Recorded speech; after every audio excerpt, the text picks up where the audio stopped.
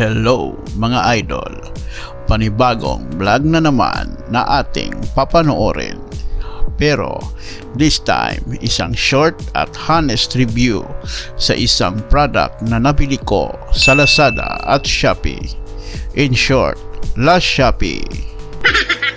Ito'y isang motorcycle LED headlight bulb at isang headlight assembly.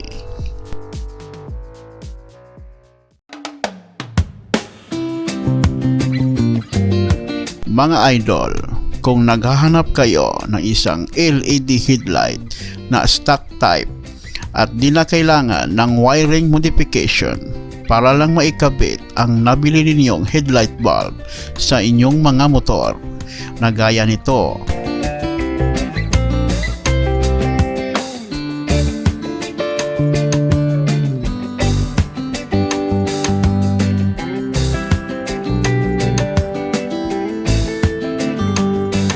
In short, plug and play lang mga idol.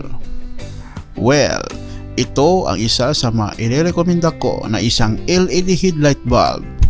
Kung ang presyo ang pag-uusapan, ay nako, napaka-affordable po ito mga idol. Siguro, marami na rin kayong nakitang mga video review nito.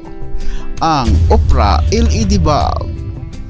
Alam nyo ba mga idol, na nabili ko lang ito sa halagang 288 pesos. Kasama na dito ang shipping pay. Ang kagandahan po nito ay napakalakas talaga ang buga ng ilaw. At masasabi ko talaga, kaya ring tapatan ang mga mamahaling brand. Ito nga pala ay nabili ko mismo sa Shopee at official store mismo ng Opera na galing pang China. In short, isa po itong imported. As of now, may dalawang klase lang po ang meron sa ilaw na to, ang H6 or BO20D type.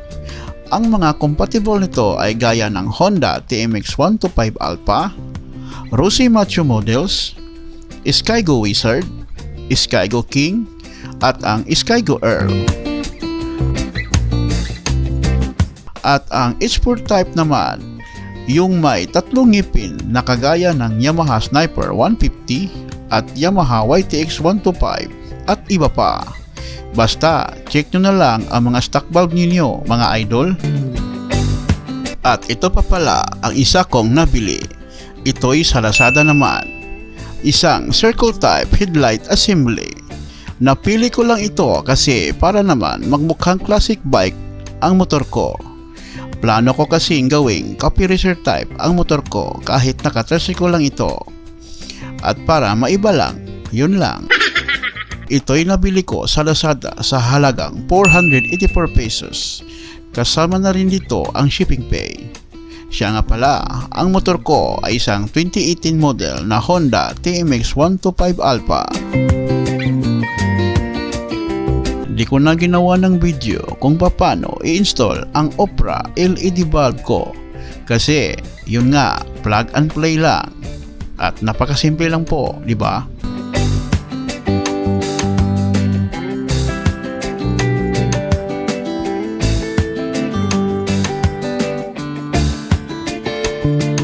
Wow, ayos! Ang ganda na talaga ng motor ko. Classic na classic ang dating. Ito yung ilaw mga idol. Ang nagustuhan ko talaga dito ay ang kanyang low beam kasi napakalakas at ang linaw talaga sa daan. At ang high beam naman, ang layo ng kanyang buga ng kanyang ilaw. Kaya nga high, di ba? So ano mga idol, kayo na lang ang humusga sa ilaw na to. For me, is the best talaga. Kung nagustuhan mo ang mga nabili ko, click nyo na lang ang mga link sa mga seller na ito sa Shopee at Lazada. Comment down below na rin mga idol sa video natin ngayon. Salamat!